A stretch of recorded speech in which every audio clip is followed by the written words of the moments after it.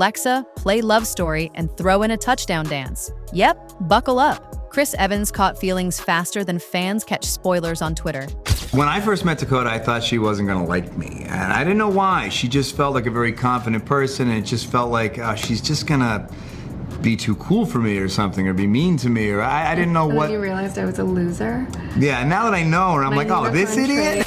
From the moment he locked eyes with Dakota Johnson on the Martellus set, it was game over. Word on the lot? Chris was smitten like a teenage fan meeting Taylor Swift in the front row.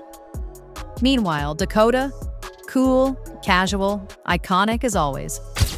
I mean, they're both big idiots, and I love them. But everyone noticed she lingered a little longer when Chris was around. Their chemistry was hotter than the espresso machines at craft services. But here's where it gets juicy. Pedro Pascal entered, all suave and mysteriously charming, like the guy who shows up late to the party but somehow leaves with everyone's attention. Have you ever had any accidents while filming? Yes, I have. I've gotten hurt. For real. Me too. Yeah. Okay. What'd you get hurt on? I got whiplash. You got whiplash. From 50 Shades. Suddenly, it wasn't just sparks. It was a full-blown emotional wildfire. Picture this. Chris Evans in a dimly lit interview room, sipping water like he's trying not to spill the emotional tea. The interviewer casually asks, "Did you grow close with any co-stars?" And Chris pauses.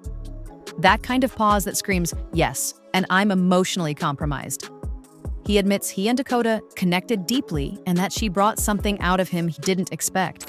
Both. I want both. Wow. I'm gonna be both of those. No. Can you imagine if I... I'm taking... Twitter exploded. Tumblr resurrected itself. The Evans hive went DEFCON 1. Meanwhile, Dakota's silence? Deafening. Was she flattered? Was she ignoring him? Or was she hiding something? Like Pedro, fans started decoding their interviews like it was the Zodiac cipher. One Chris fan wrote, "If this man doesn't get his rom-com ending, I'm flipping tables." Rehearsals that end at 9 p.m. don't normally involve red wine and Billie Holiday playing in the background. But for Dakota and Chris, let's just say their late-night line readings looked suspiciously like date nights. Sources say they stayed after everyone left, running lines with candles lit and laughing like the final scene of a Nora Ephron movie. But wait, plot twist. Pedro was often the last to leave set too, always walking past the trailer like a silent cowboy in a romantic western. And some say Dakota started waiting for Pedro instead. Could she have been playing both co-stars like a Bond girl with a SAG card? Or was this just classic Hollywood misdirection? Either way, fans smelled romance and drama. While Chris was out here writing poetic Instagram captions and smiling like a golden retriever, Pedro Pascal was running silent game. You know the type. Speaks low, laughs soft, makes eye contact like he's looking straight into your soul. Dakota noticed. Oh, she noticed. Pedro started showing up with coffee for the crew, but always handed hers first. The internet called it. "Pedro's running a slow burn," one tweet read.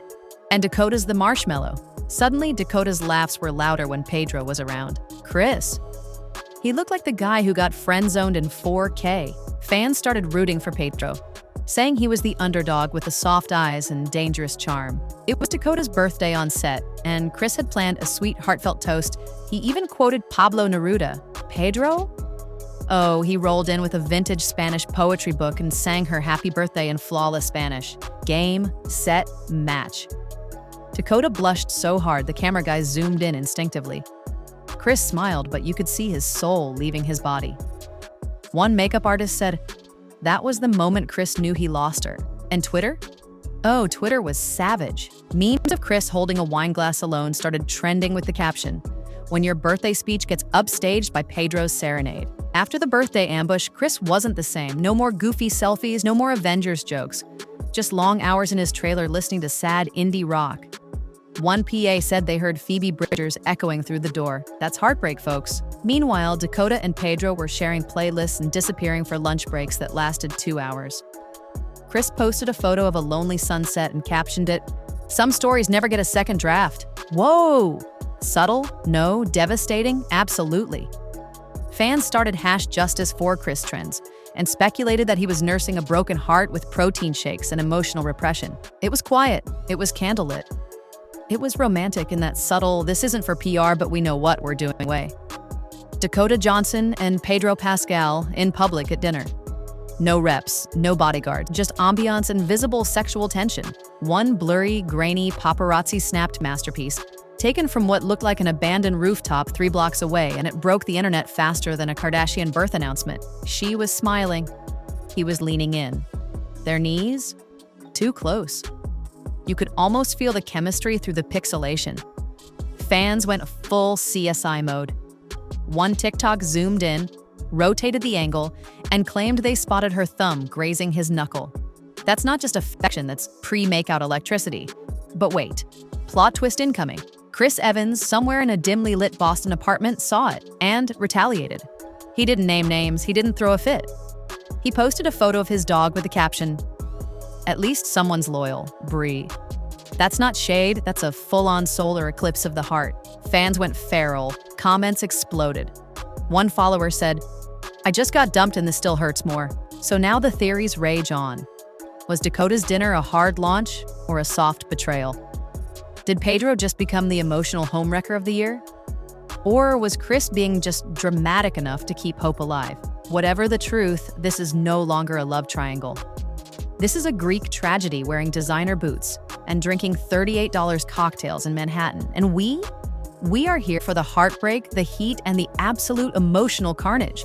Coming soon to HBO Max, The Dakota Dilemma, you heard it here first. But screenshots? Eternal. Reddit threads exploded. Twitter users declared emotional bankruptcy. Tumblr basically came back from the dead just to reblog this heartbreak. And the worst part?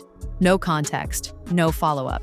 Just pure, unsupervised pain. Dakota, silent, not a like, not a cryptic sunglasses emoji.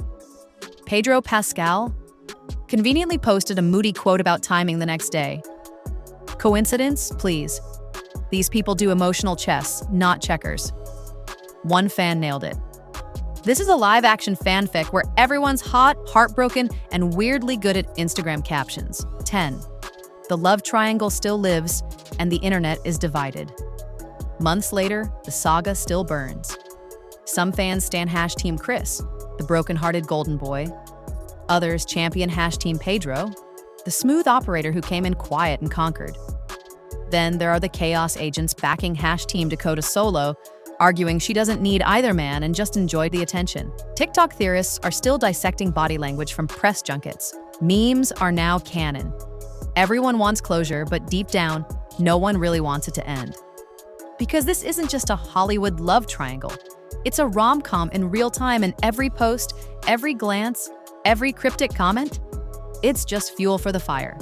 And baby, we're all here for the burn.